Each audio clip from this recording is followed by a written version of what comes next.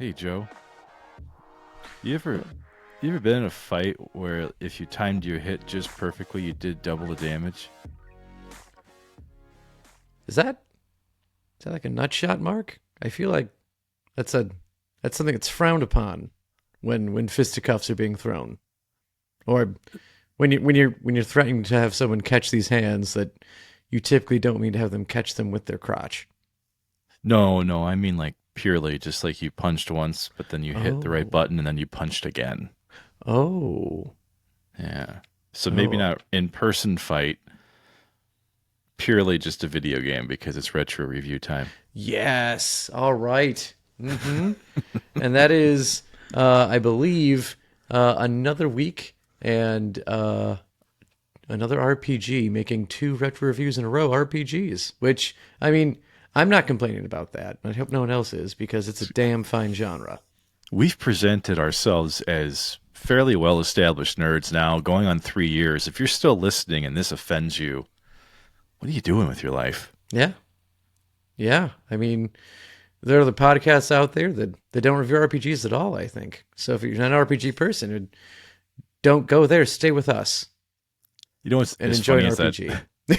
is as funny as that is, when I was growing up, I didn't actually like RPGs immediately. hmm And it was both this game and there's about two other titles that I've mentioned before that kind of cemented my love of this genre, or genre as it should be pronounced.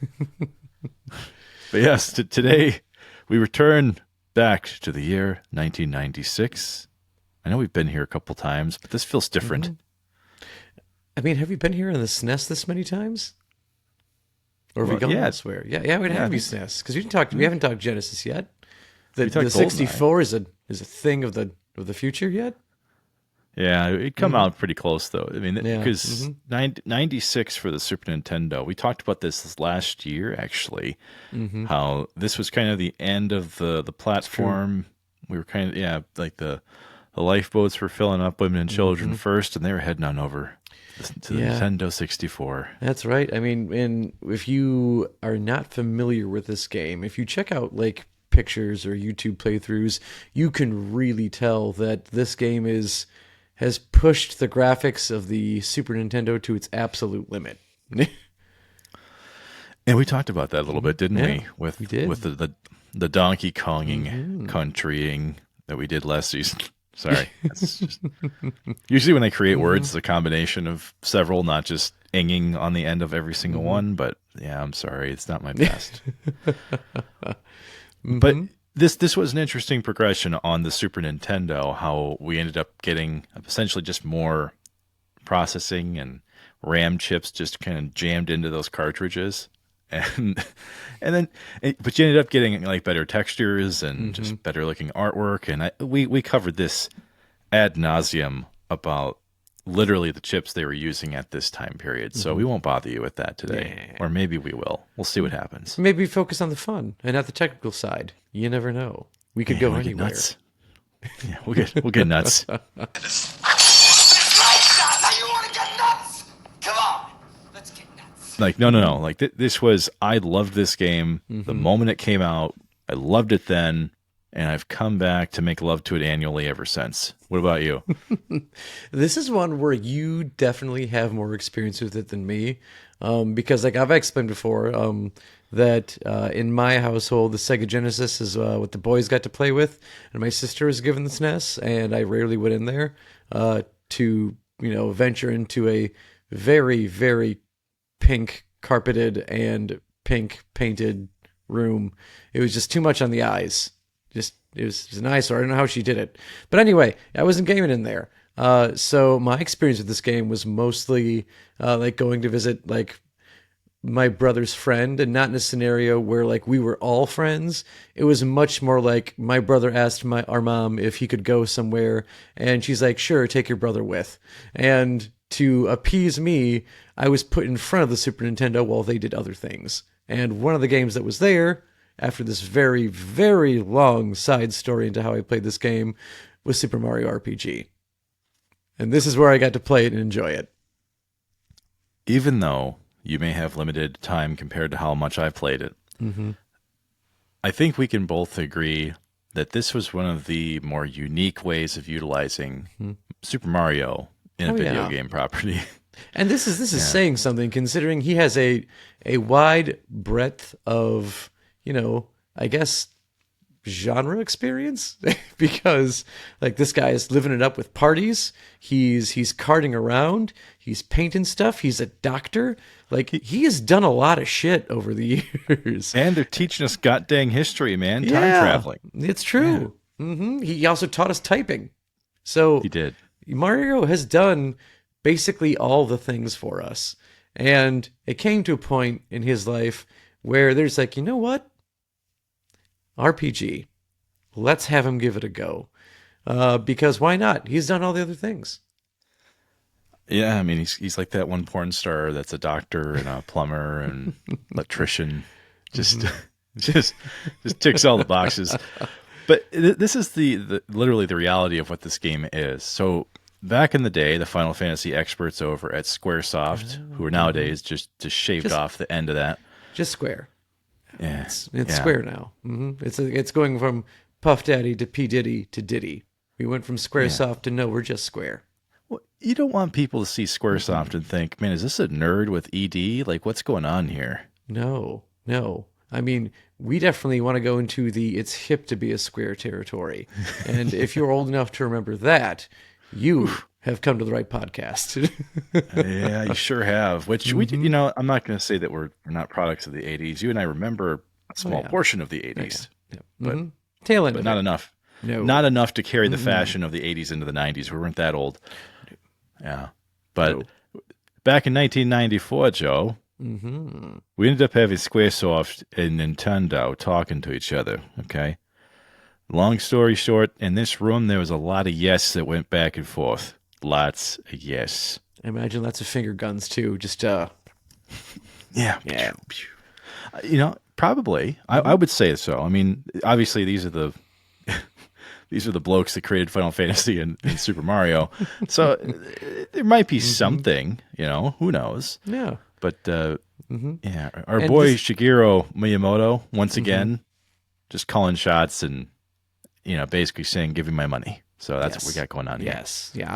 I imagine it being very, very different where it was Square was coming to the table and with some American executives. Like, so we have this great genre of RPGs. And we have a plethora of different titles that we think would do very well in the United States. And the Americans were just like, does it involve an Italian plumber? Like, well, no, but and then the Americans transferred back, but can it? And after a very deep sigh, Square just said, okay. And then this game was made. We had Mario RPG. Now, I'm not just going to make this joke because I'm half Asian and I'm, Filipino and all that good stuff. But this is probably not what a room full of Japanese men probably sounded like.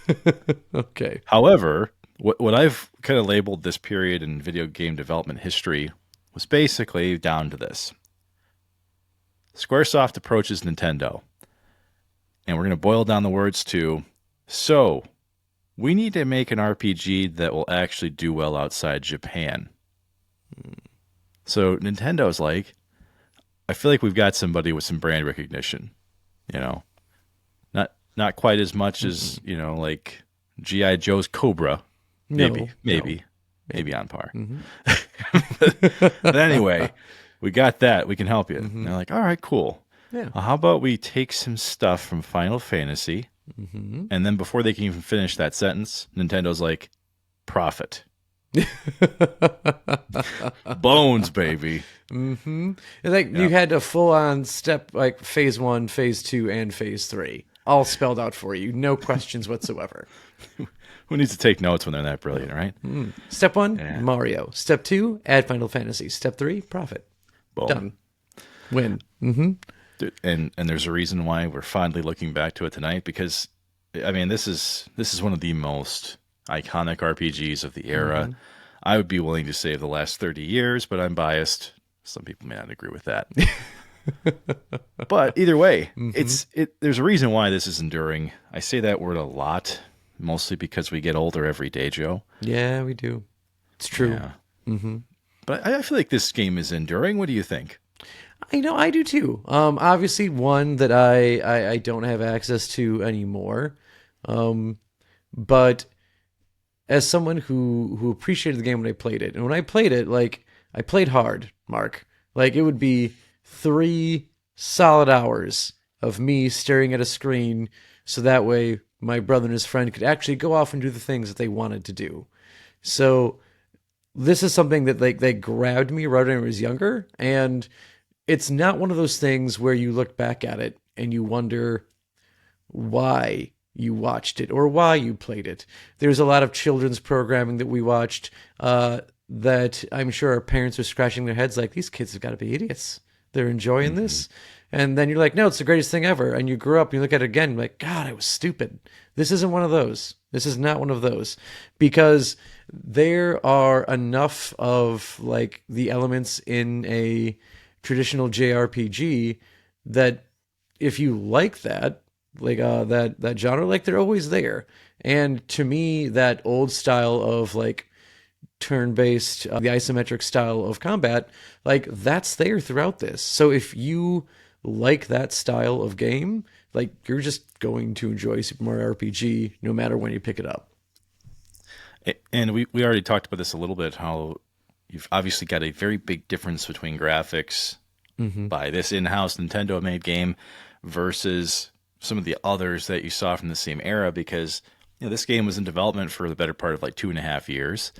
Suddenly it comes out and it's like, oh man, this has the compressed graphics that we saw from like Donkey Kong, right? Different Mm-hmm. technology, but same type of chip augmenting the game. And so it wasn't just addictive to me. I mean, this was like one of the better looking addictive things Yeah. of Mm-hmm. of the time too. So you got shadows, reflections. I Mm-hmm. mean, it was highly rendered enough for the time to basically be superpowers. Yeah, absolutely. And there's even a world in this, since we've mentioned Donkey Kong and Donkey Kong Country a few times, where there is definitely Donkey Kong in that world. I believe it's the mining world. It's Donkey Kong, but it's also not Donkey Kong, because they Yeah. clearly just used the same character model, took off the boat, took off the tine, added some chains, and called it a day. It's very uplifting, isn't it? Yeah. Hmm. That was one dark area of this game that I honestly I overlook sometimes. You forget that Hmm. Kongs were literally enslaved in this game and forced to work in the mines. Yeah, and fight against their will. Yeah, I don't know, man. Hmm. But yeah, that obviously we're not here to actually be serious about that. But how does Super Mario, quote unquote, RPG? Hmm. Well, it starts off honestly not all that different from a lot of other Mario games of the era, Hmm. or I should say the generation, where that goddamn princess got herself kidnapped again. All the time with the kidnapping of the princess. Yep, every single time. Yeah. Oh Hmm. yeah. Just suddenly, it's like she's clearly a VIP target in the Mushroom Kingdom. Everybody has to know who this lady is, and yet Hmm. you're gonna leave a 2'4" person to protect her? Who does this? Like you can't get literally anything. I mean, at this point, you probably, I don't know, just pay off Bowser to actually. You know what? How about maybe just stick around, make sure no one does what you've been doing. Seriously, if she takes Hmm. a flight of stairs, one of the toads is gonna say "uppies, uppies," because he won't be able to do it on his own. No, no. I mean, it's also again poor place for them to work as a castle because you know there are no elevators. It's just stairs, and That's it's going to take manual. them a day to go up a tower. That is human hydraulics, Oh. sir. Mm-hmm. However, yes, the game starts off the same, but then we start to deviate quite a bit. Mm-hmm.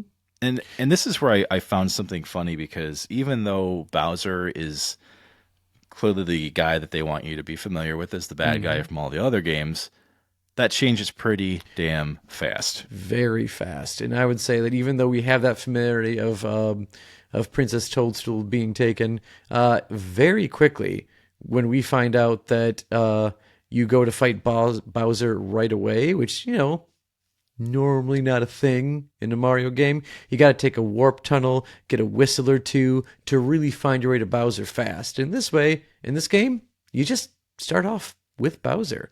And you know something's up when he barely damages you in combat. It's like, wait a second. Hold on. I get that the Koopa Troopas did 0 damage to me as I walked through and one-shotted all their buddies, but this, something's up. Yeah. Something's not right. I find this suspicious. Yeah. But as you begin that process, though, I mean, it's definitely doing enough to guide you towards the fact that, well, this game, this property, there's a lot of other stuff that supports it getting here. But yeah, I thought that was very fun right away. You're kind of playing against this version of Bowser that, frankly, we don't get the depiction of a whole lot.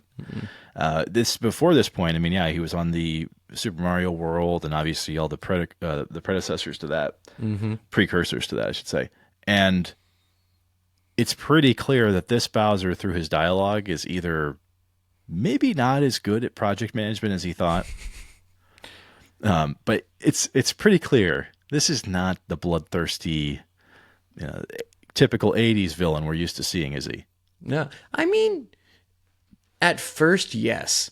and I say this only because of some immediate dialogue you get in this game, which also, I guess, is maybe part of odd humor that's here, is because when you go to rescue the princess from Bowser, she does say, "Hey, Mario, don't let Bowser bruise you." In which case, Bowser immediately replies something along the lines of, "I'm going to end you." It's like, wait a second. I don't think he wants to bruise me. I think he wants to kill me. That's his whole goal here. But after that changes pretty dramatically. But even the way the dialogue is written, Joe, I mean, this doesn't feel like premeditated, no chance of parole, 25 years to life. This is like, I'm angry. I might have some angst from my high school years. Yeah. Maybe just before he gets to college, right? This is the peak Bowser that we're getting, Joe. I don't think it's truly worthy of investigation discovery. Not yet. Not yet. Well, now you did mention how this game does throw you into some turn-based combat, and the isometric view for this, I think, is actually pretty solid from that era, because other games like Final Fantasy that I'd played quite a bit of, they were fine games and all. However, I'm not really a big fan of just playing on an overworld and then getting sucked into dungeons, right? This was one of those games that comes out and gives you the flavor of an RPG like that, a traditional JRPG, right? But then it also slaps you into this Legend of Zelda style of presentation, where you have that open world feel to it, or the sandbox, right? I mean, what do you think? And I like that you brought up the Legend of Zelda feel, because I also kind of felt that a large part of it is kind of Super Mario World on steroids, because you've got this overworld map, which, like a lot of things in Mario, looks like a series of rocky pillars with grassy tops and weird looking hills and things on top of those. And that's what you get in this. But of course, like we said, they've pushed the graphics to everything the SNES can handle. And then when you select parts of the map to interact with, then you do get this very much you start with clearly one part of your screen, you go to the top and you see the screen shift, very much like you did in the Zelda games of old as you progress through the different parts of the map. And what was kind of refreshing is that there's stuff for you to do out there. Obviously, if you interact with an enemy, it does pull you into traditional JRPG combat. But you've got they get rid of the blocks in this, and you get floating treasure chests instead. You get little huts, or I think pipe houses to go to, Yes. which sounds a little questionable. Looking back on it, going to a pipe house, it's wait, what am I doing here? Oh yeah, that's right. This is just for people hang out. That's all. Nothing suspicious, nothing gateway about this. Yeah, we're not meeting Mario's cousin Sergio, who, you know, has the rolled up sleeves with the cigarette pack in them. You know, it's not quite like that. But yeah, that's the first thing I thought of too, because I went back and played a few minutes of this, and I went, man, I don't remember there being like a hookah or like a burn house in here. What's going No. on with that? And then it's like, oh wait, this is a Hold children's game. Okay, not an opium den. Got it. All right, fantastic. Now, yes, you mentioned you do get that Final Fantasy feel. I want to take a moment to dig into that a little bit because on. there are plenty of RPGs that some of us have played where you're actually on like a grid style where you have to move to be able to get into range, to be able to do attacks, all that good stuff. Now, this one isn't quite like that where you actually don't move anywhere on the actual battle screens, but quite a bit happens there as far as things like status effects, which fortunately only happen during combat and they end, and then you get a clean slate basically. Yep. You do have to be careful about monitoring your HP though, because once again, like a more traditional RPG, you don't just heal, you don't just go back to zero. No. You know? No. You have to take mushrooms and other items to get your health back up. Yes. Other Super Mario trademarked and branded content, of course. Which Absolutely. They did a good job using, once again, that term that they're using the whole cow for this game, all the way from the power-ups to the enemies. It's wild. Absolutely. And even when you look at just the attacks itself, because you get like the options of having like a regular attack and a special attack, and you look at Mario's special attacks, the ones you like usually unlock, you get like a fire flower power up where you just throw in what, you know, in any normal game you hit the B button once and one fireball goes a flying. Not in this one. It is you choose that and it's a practical inferno. And then there is taking the other Mario attack, which is jumping. And then we get the super jump. And this is where we enter the territory of, my son does not have ADD. He just likes to jump. And Mario jumps like crazy going up and down and just walloping the villains. Oh, it is fantastic. And it reminds me of literally the last retro review that we talked about, because this type of structure is what influences games like South Park: The Stick of Truth and many other RPGs of the time that were copying each other, doing this same thing where, yes, you cast the move, but your skills do actually cause a difference in the battle, right? Like, it's not just hit the button and it happens. It's like, no. There's a step. There's more to it. Yeah. If you want the grade A smack in the face damage, you got to time that. You got to time it right. Otherwise, regular damage. Regular damage. Nothing you need flex tape for if you don't time it right. No major damage. That actually reminds me, Joe. Usually I start off, if I have a story, I'll do it in the very beginning. I do have a non-spoiler story that fits perfectly right here because of what you just mentioned. Ooh, okay. So, true story, I was in college and I had time off from school and from work coming up. So I decided one night after work, because it was already like 11:30 at night. I was working at the Home Depot back then. Ooh, yes. So I drive home, I get back, I'm putting some taquitos in the oven. Ooh, and then, yes. the good shit, by the way. And I start playing Super Mario RPG. I had beaten it many times, right? But I was like, no. For some reason, I'm going to let this ride. Let's see how long I can go. Well, reality was, I ended up staying up the entire evening, well into the early morning hours. I played it for roughly about 12 hours. Get from beginning to end. And it dawned on me, Joe, I'm just about to fight like the final boss, and I just hit yes to fight him. I haven't saved my game once the entire time I was playing that night. I mean, if you look at like one system before this, that would have been your only option, is to play straight through. So maybe this was just some sort of primal Mark gaming instinct that kicked in and said, no. We do not stop. Mark said, no sleep until Brooklyn. Yeah, right. Yeah, during this sequence, Mark said, no sleep until Brooklyn. Yeah. Yeah. So I stay up the entire night, dude. I'm playing this, and kind of like when Doug Eberle talked about the first time he mentioned playing Bomberman for like Mm-hmm. 8 hours that one night.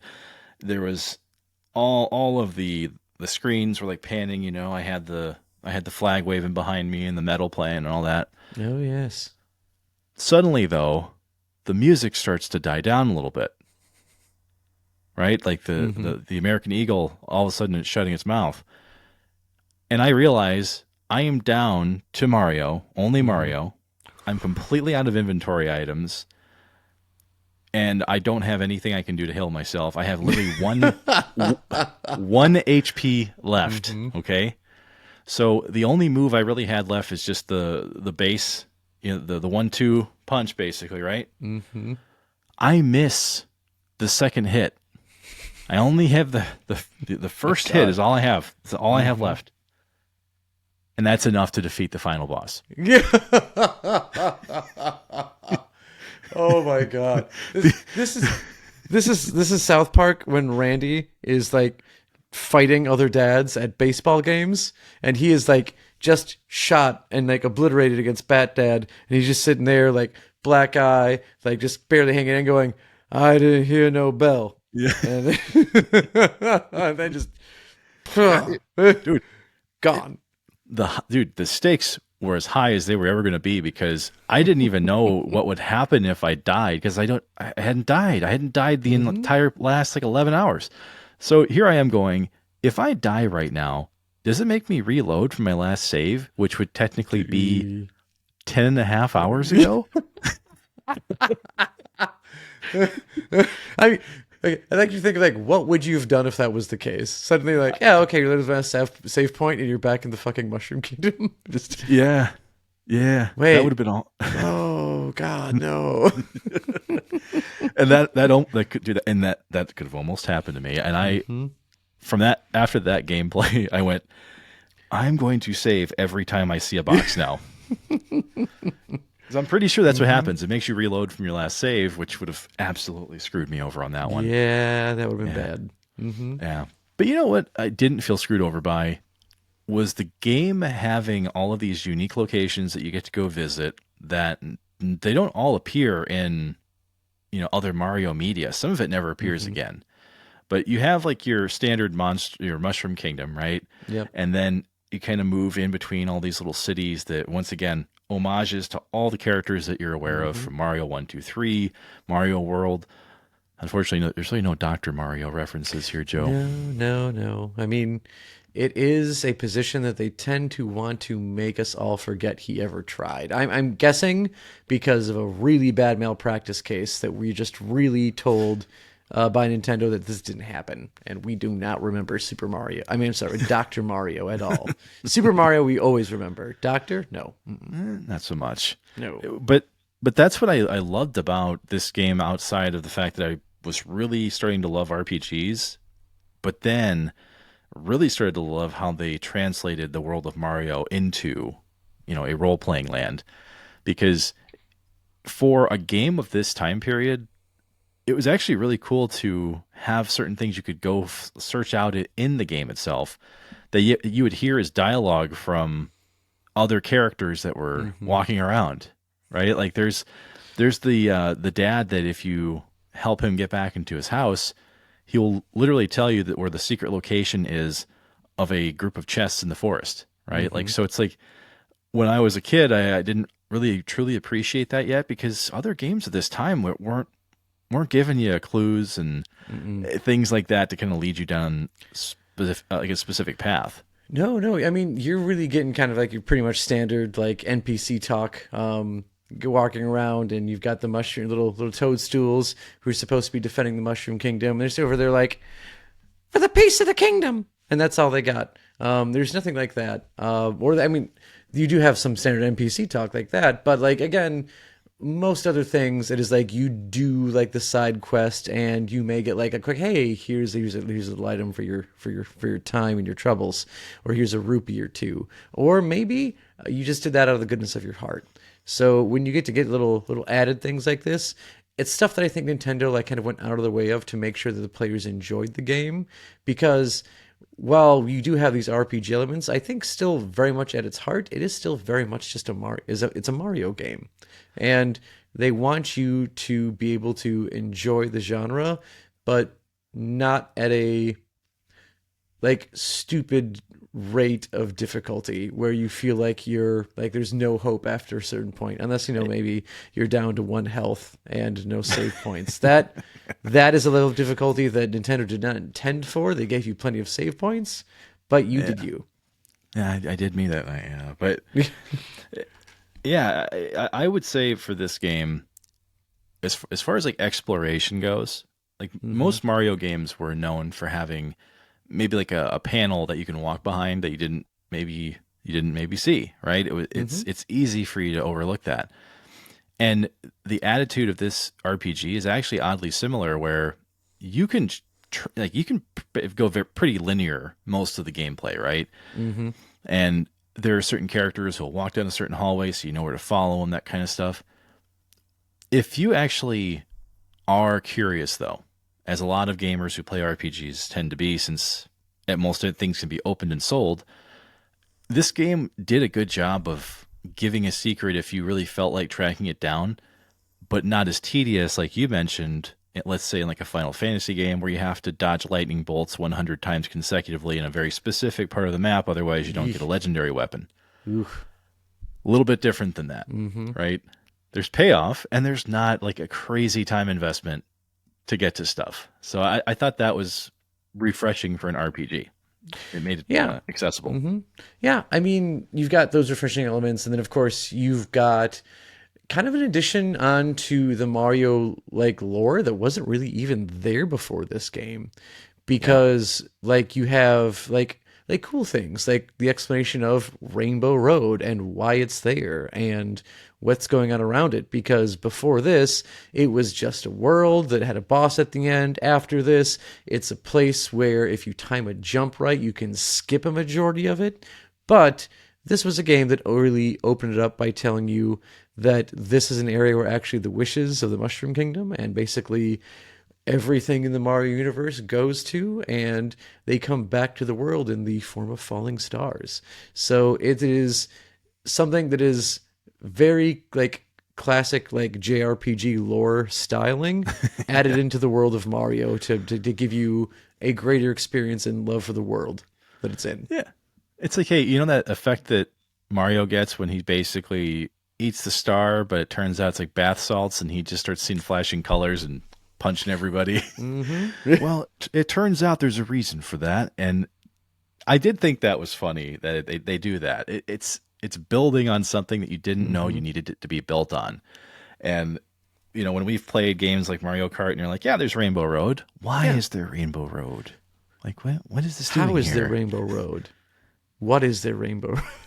Yeah. What are the maintenance costs on the Rainbow Road? You know, what's And what's like the Department of Transportation doing out here to keep this so clean?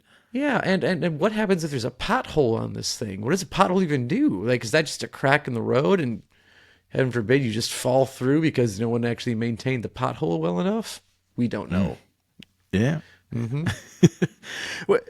Which I will say, if we're just talking about negative experiences with antagonists in our lives, that's where I'd like to talk about the Smithy Gang, because we've talked about how there's other parts of this game that don't actually reappear in other Mario games, or at least not a whole lot after this point. And the Smithy Gang is one of those interesting pieces of Mario lore that we have that I don't think it's used nearly enough, because it's basically like a group of these cyborg mechanists that send down like a 40-story tall sword, absolutely yeets the Koopa kingdom out the fuck of that castle, and now they're taking over all the shit, man. The Smithy power Gang, move, jeez, total power move, just sending a sword right through Koopa Keep like that. Wow, power move, move. Yeah, no one's you know done that. dude. You know what that guy does? He fucks. That's what he does. Yep. Yeah. Which, by the way, that imagery of this like massive sword just sticking out of Bowser's castle like that. As a kid, I wouldn't say it was like MCU level style of excitement, like Avengers Endgame or anything, but it still stuck with you Oh yeah, because that's a big sword. really big sword. It's a lot of phallic, man. I mean, someone's compensating for something with that thing. No one needs a sword that big unless they also have a short sword. Just saying. I mean, I'm not going to speak about the Smithy Gang's epididymis or any of that kind of stuff, but they were an interesting enemy to fight against in this. I mean, you don't fight them the entire time, but as the story progresses, you absolutely do. And let me tell you, dude, that last form of like the Smithy end boss, just like a lot of other Japanese RPGs I've played, man, that last form is usually horrific, and I'm not going to give it away. But it's not fun to look at after you've been playing the game for 11 and a half hours straight. I'll put it that way. I mean, even some of the earlier stuff is really like it's kind of out there and weird. I think the boss for the I want to say third star like uses himself as a bow and launches arrows at you. It's trippy. It's weird. Very true. He shoots from the hip, yeah. Yeah, because that's just where he would put the arrow was the hip. I guess. Yeah. Yeah. But it is true. It is a game that does a good job of balancing some of these lighter like humor undertones, but then having the bad guys actually still be bad guys and not one of these traditional first person shooters nowadays where everyone's like, yeah, but can you trust your boss? Can you trust yours? Can you trust your side? Can you trust yours? It's like, everyone's fucking everybody. So it's not quite like that. I mean, it's not like could you imagine if it tried to be like that, though? He just turns to Mario and be like, hey, do you trust your boss? And Mario just goes, but I'm the boss. It's me, Mario. And then it's just done. He's like, oh, shit, it didn't work. Then he's like, wait a second, hold on. Let me pivot. We're not so different, you and I. Yeah. We go for that trope instead. I'm not wearing overalls. Oh, my God. Yes. Which, once again, this is one of the reasons why I think this game is as iconic as it is, because you're really fully immersed in Mario, right? I mean, and even when they do introduce new characters, they still feel like they belong, right? It's a hat tip in every possible way. But there are two characters I want to point out, though, that most people have probably seen in either the show art or the concept art, whatever, for the game. They're fairly prominent characters. But we end up meeting a doll that comes to life named Gino, and then this adorable cloud named Mallow, which at any given time in your battle party, I almost always had Gino in it after he joins it. So as we talked about the falling stars, it's the reason why we mentioned it. One of these fallen stars comes back to the Mushroom Kingdom, lands on this little doll named Gino. Suddenly this dude's got a cannon for an arm. And I absolutely love it. It is really cool. It's so when we say that you've got new characters, you've got familiar characters. Obviously, you get to the point like many JRPG, you get too many characters for your party to actually handle, so you can switch characters in and out. And like I do remember like having Mallow. You have Mallow for quite a while, and then eventually, and here's where that. We come back to saying that Bowser is not so much the big bad, like huff and puff kind of person he was in the old games, because you do get to have Bowser in your party. And when you do find him again, he is actually waiting outside where one of our mechanical maniacs is, holding Princess Toadstool hostage. And Bowser waits there until you come to save her.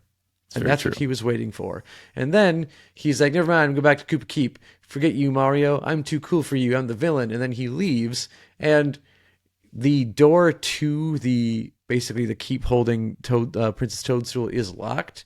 And like there's usually like places to explore. Maybe you got to find a key. But really, there's nothing in this small area for you to do anything. So what most people probably do is get frustrated to leave.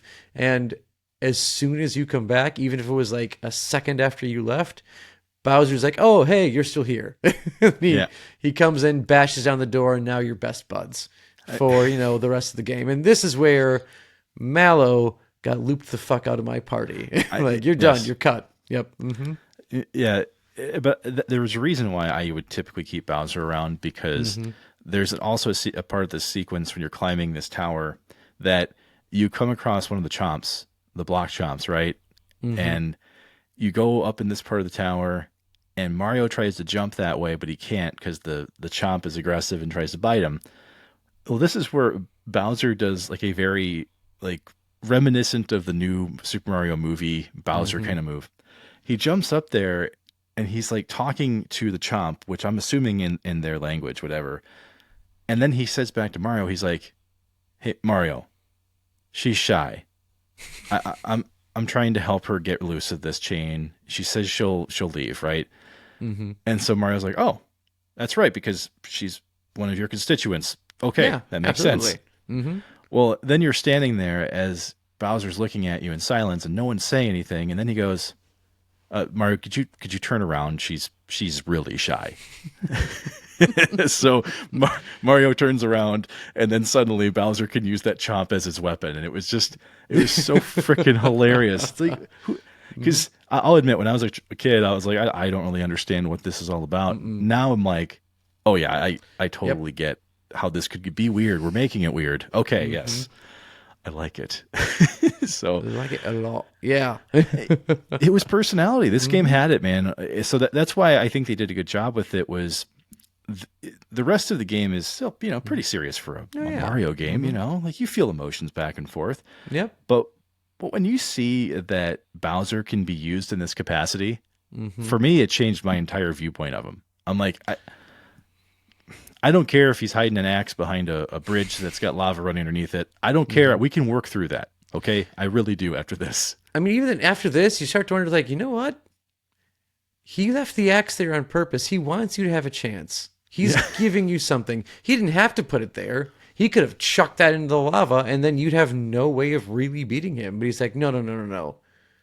I'm a stand-up villain here, not one of these classless jackwagons. I'm gonna give him a chance to beat me because you see these horns, you see the shell, the spikes. He's not jumping on this. We got Mm-mm. to give him something here. And fire, I was born of this. Like, no, no, that's not going to work either. Here's the Mm-mm. axe.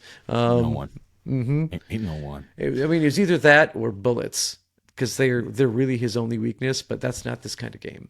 No, no, it's not nearly as No. violent or sexy, but Hmm. hopefully our scores are somewhat Ooh. sexy. They're not going to be Hmm. violent, I don't think, as the retro review scorecard carries on. We're going to jump right in. Hmm. Now, Joe, compared to other games of the time period, we're once again talking 1996. What do you want to talk about in terms of 5 possible star pieces out of 5 for the graphics? This is one where I feel like I may be, I don't know, maybe a bit of a jerk, and maybe I don't know, because like we talked about Donkey Kong Country looking really good on the Super Nintendo, and for its time it did great. But where Super Mario RPG kind of lands for me is to use basically almost like, I don't know, like cosplaying as a reference here. You can have a few different levels of it. You can have very low budget, and it's meant to be on a low budget, and everyone can enjoy it because it's funny. You can have very high budget and lots of time, and you get something that looks incredible. But then there's this middle stage where there's kind of a budget, but there's not a lot of ambition. And you've kind of piecemealed other parts of things together, and it doesn't look good, but it doesn't look bad enough to be fun. And that's where Super Mario RPG kind of sits for me, is Damn. that it was really trying really hard to be this nice rendered 3D world, but again, the Super Nintendo just couldn't handle it. Like Donkey Kong Country was kind of the pinnacle of what you could do with it, and then this tried pushing it and kind of broke it in the process. So this one for graphics, even for 96, because like we said, GoldenEye is just around the corner over there. This one getting a 2.75 for Oh me. my It's good bad. God, It's man. low. It's perhaps the lowest score I've given on this show. Dear God. I know I heard it. Wow. Real bad. Real bad. That mid cosplay. Not a good place to be. Jeez. Although mid, I think, is supposed to be fine. I don't know. I'm an older millennial. These Wow. terms are lost on me. They're going to have to go to dental records for Joe's graphics rating on this one. For me, I want to respectfully disagree. Like, you're entitled to your opinion, even if you're wrong, and that's okay. I don't know if I want to quite compare the N64 to Super Nintendo. I know it's the same time frame. I get that same time period. But what I'm trying to do is judge this based on like the games that were developed around the 94 window for the Super Nintendo. And unfortunately, not a whole lot of games got out with that extra chip attachment because there just weren't many games still being invested in that much, right? We talked about this before with the amount of money you could invest at that time. It just wasn't happening. So for me, I think the graphics are not nearly as bad as you said because the backgrounds are pretty solid for a game of that era. And I thought that looked really good. Now, what I do agree with you on this, though, are some of the sprite designs. Like the sprite designs, yes, they're sprites, I get it. But even then, it's a hard time to figure out what some of these are trying to do. And usually it's more on like the enemy side, like the bad guy side, rather than obviously yours, which your character should look pretty damn good. But as we mentioned, Gino is one of my favorite characters, this living doll. If you just looked at the game art, you would have no fucking idea what that thing actually looks like. A lot of artist interpretations throughout the years because if you just look at that little graphic, you're like, I don't know what this is. That is, yeah. Yeah. Maybe there's an eye. Maybe that's a nose. I have no clue what that is. What is this, Picasso? What's going on here? Yeah. So I will give you that. And that's why I took some points off here. I should say point because I am not going to take nearly as many. I do think a 4 out of 5 is warranted because, well, the graphics did look good in comparison to like a Donkey Kong, for example. Yeah, some of the nuances were lost in a bit. Maybe it's because of that overworld map and making sure things look rich enough. So I definitely can see that. I will say, though, on the gameplay side, I'm not going to even pussyfoot around it, man. Five star pieces out of 5 on the gameplay. For me, this is exactly what RPG should be able to do, which is give you simplistic enough combat to figure out without needing some in-depth crazy guide and just enough tutorial as well to manage the rest of how to avoid damage, how you get over status effects and all that. So I really did think that the gameplay was really fluid from the combat perspective. It was incredibly fun to play, but I didn't actually have an issue with exploring either, with one caveat. Trying to jump on this isometric view, very difficult. If you're going, side to side, okay, should be all right. Easy, can do. Any of the depth jumps, dear God, is that impossible? But I'm not going to ding the gameplay for it because honestly, I like the challenge. There's several moments where it's like you have to jump perfectly on this isometric grid, and if you don't do it just right, you're going to miss out on stuff. So I took that and going, yeah, you know what? Yeah, it sucks. I'm okay with it. Yeah. Yeah, I mean, there are worse things than that. I definitely remember there are a few times, especially one where you've got, your question mark chest, like, well above you. It's out of reach. You can't jump and hit it. But you notice that there's a plank, and you have to jump off the plank. Yes. And on the floor, like 2 floors beneath you, there's basically a teeter-totter with a bomb on one side. You've got to land on the teeter-totter just right to send the bomb up. I fucked that up way too much. It's like, yep. This is getting frustrating, and several hours later, I finally hit it. But God, when you hit it, it felt good. Felt damn good. See, there's no luck in that scenario. It's skill. Oh yeah, That's skill. Yeah. Yep. So, I guess then segueing into me with my star piece rating of the gameplay. This is one where I do fully agree with you. This was a 5 out of 5. This was one where it was just, it was wall-to-wall fun. For when I got to play it, I enjoyed every bit of it, every minute of it.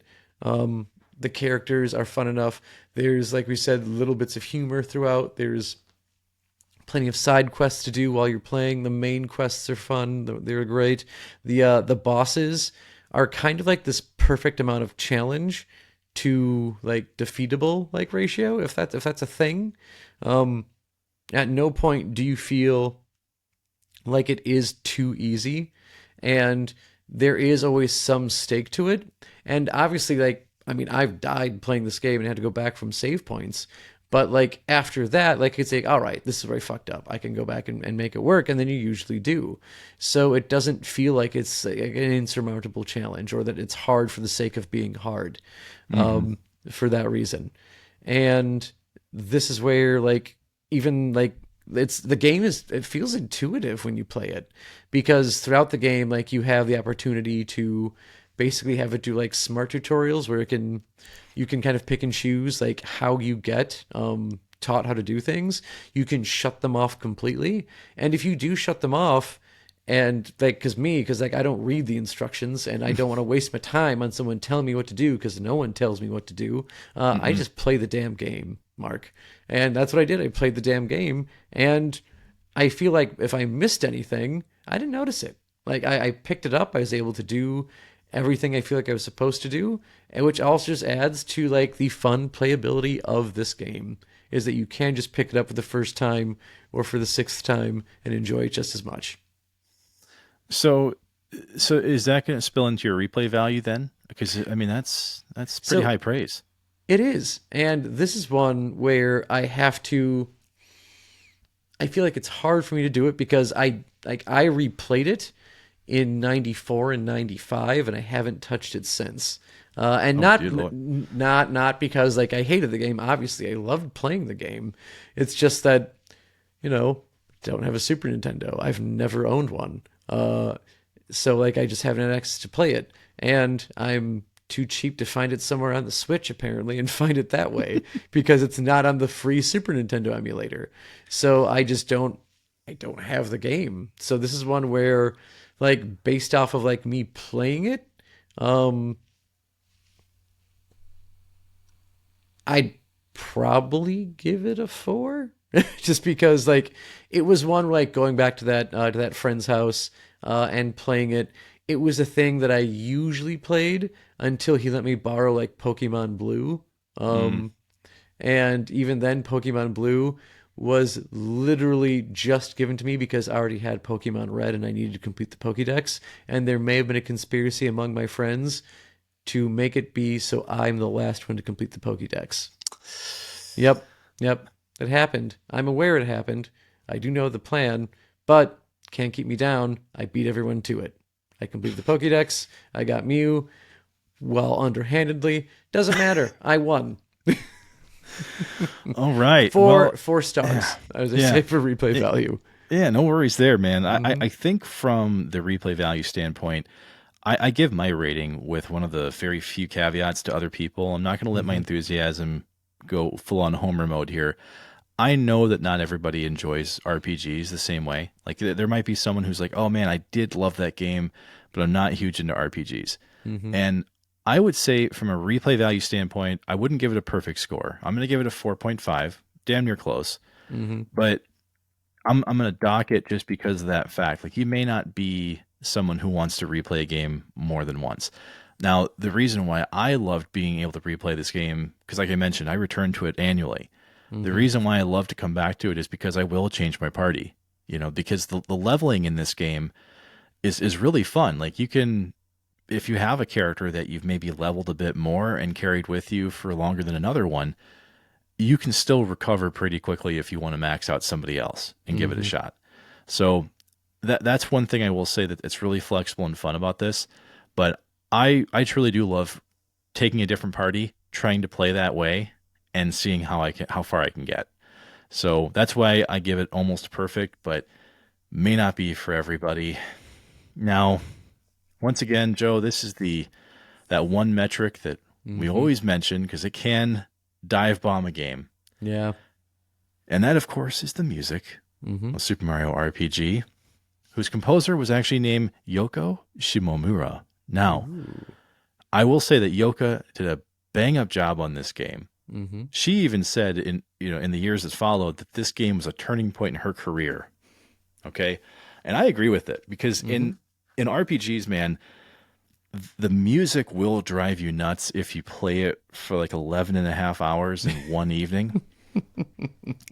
but but for me, man, the music is the one thing about this game that has never gotten old for me at all. The title music is great. The transition music is great between like battling and non-battling. Different bosses have different music, so you feel like your intensity and the Jock Jam's aura you have to bring to certain fights.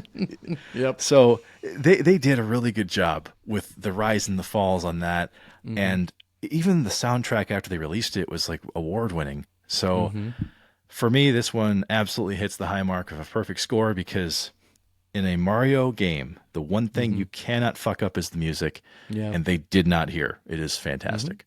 Yeah.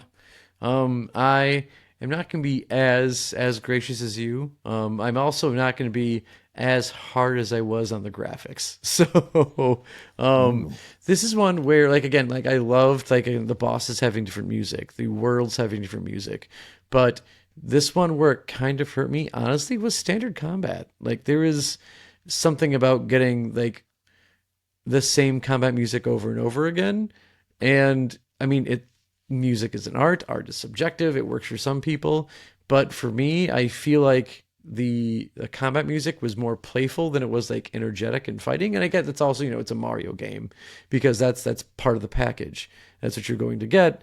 But for me, that combat music never hit for me. And when you have it through so much of the game, because it's an RPG, you're in combat a good chunk of the time, I could have gone without it. Like, so that kind of killed it for me. But again, everything else was great for the music. So I'm going 4.5 out of 5 stars on this one. Sounds like you're going to be a lot more harsh. It sounded like I was. I'm like, I'm not going to be awful. I'm not going to be bad on it. Because again, like, it is good music. Like, again, you're saying it's award winning. It's career defining for the composer. And other than like me just not being a fan of one bit of music, just unfortunately is the music you get the most in the game, the rest of it was fantastic. Like the boss like intensity music, it hit every single time. That's where like it really, really shone for me, is because it elevates the stakes of the battle. It makes you want to win. It gives you just the right amount of dread that there's a chance that you're going to mess this up and then you're dead. Therefore, evil wins and like wins the day and everything. All hope is lost. And it does that very well when you get to the boss fights. It's just, one song I didn't like, and because it was one song you hear a lot, it went down half a point as opposed to me just letting it go. That makes sense. Yeah, because I mean, even you mentioned the boss fights feel like there's like an incredibly gifted singer just like screeching like as you're going through those, like they got the metallic dress on. It is perfect. I absolutely love the battle, the boss battle stuff in this. But yeah, overall, I'm not surprised what we graded this one, because obviously it's revered by many people for a reason, and in our metrics, it got 34.75 star pieces out of a possible 40, which leaves us at 86.88%, 87 if we round up, which we will. Yeah, dude, 87%, which for us is pretty damn good. It falls right within about the top middle of our our ratings here as we've gone through about a dozen and change for the retro reviews. So I think that's actually realistic. Maybe not because everybody might agree on how genre defining it is, but I think that this is an accurate rating based on how not everybody may enjoy an RPG, but they may enjoy this kind. Yeah, and honestly, this is the Super Nintendo going out with a bang. It is